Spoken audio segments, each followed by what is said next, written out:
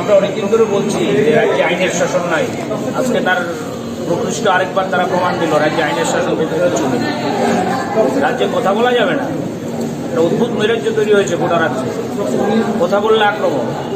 আজকে শিবনগর উদুসি পাড়ায় সিপিএম এর আহ্বানে আপনারা জানেন গোটা দেশেই কর্মসূচি চলছে।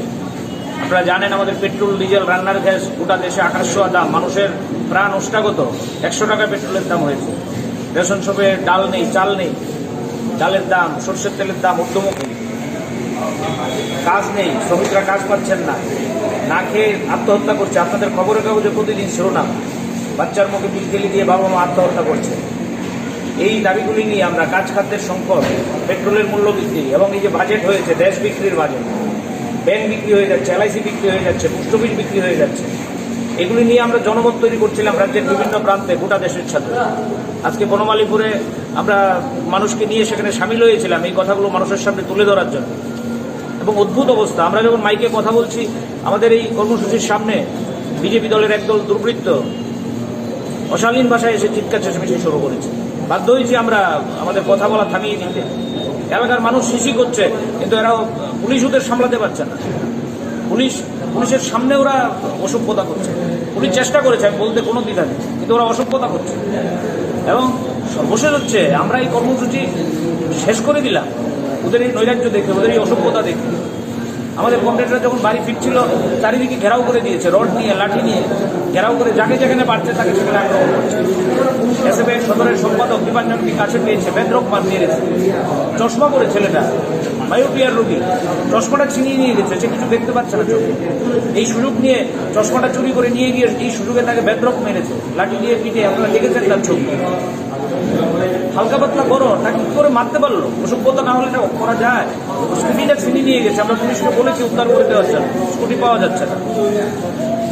আমাদের কমরেডরা বাড়িতে যেতে পারছে না, পুলিশ বলছে আপনারা সিকিউর জায়গায় চলে যান। এ নিয়ে আপনাদের আগামী দিনে কিছু মুভমেন্ট থাকবে? মুভমেন্ট তো আমাদের কন্টিনিউ, 3রা মার্চের পর তো প্রতিদিন। আজকে বিলুনিয়া যা ঘটলো কি বলবো? আজকের এই আক্রমণে নিশ্চয়ই আমরা কথাবার্তা বলবো, কথাবার্তা বলেই আমাদের সিদ্ধান্ত নিতে হবে। আজকে তো দেখেছেন বিলুনিয়া কি হয়েছে, হতচোদের মতো লোকের উপর আক্রমণের ঘটনা। আজকে বনমালীপুরে মুখ্যমন্ত্রীর নির্বাচনী এলাকা, স্বরাষ্ট্রমন্ত্রীর নির্বাচনী এলাকা, চিহ্নিত কিছু সমাজদ্রোহী তারা এই কাজ করলো। এই কাজ কতদিন চলবে? আমি আপনাদের কাছে অনুরোধ করবো, আপনারা এই নিয়ে জনমত তৈরি করুন। মানুষ কথা বলতে পারবে না। আমরা তো কাউকে কি আক্রমণ করিনি, কারণ বিরুদ্ধে আমরা স্লোগান দিই, আমরা বিপ্লবকে গোবেকও বলিনি। আমরা আমাদের কথা মানুষের সামনে তুলে ধরতে চেষ্টা করছি। সময় মতনই শেষ করে সুশৃঙ্খলভাবেই বাড়ি ফিরছিলাম।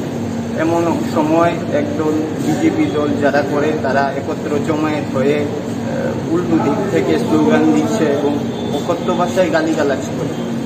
আমরা এই প্ররোচনায় পা দিইনি, কিন্তু পরক্ষণে দেখা গেছে আমরা যখন চলে যাচ্ছি তখন আমাদের পিছে ধাওয়া করার চেষ্টা করছে এবং আমাকে কামারপুকুর পাড় এলাকার মধ্যে কয়েকজন ধরেছে।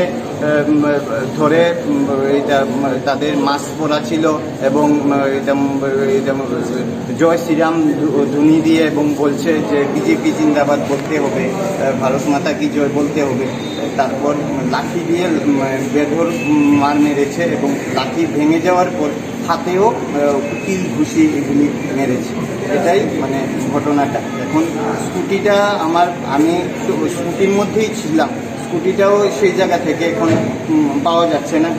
স্কুটিটাও ওই জায়গাতেই পড়ে রয়েছে। স্কুটিটাও দেখান মানে যে জায়গাতে স্পটে ছিল ওই জায়গা থেকে স্কুটিটাও এখন পাওয়া যাচ্ছে।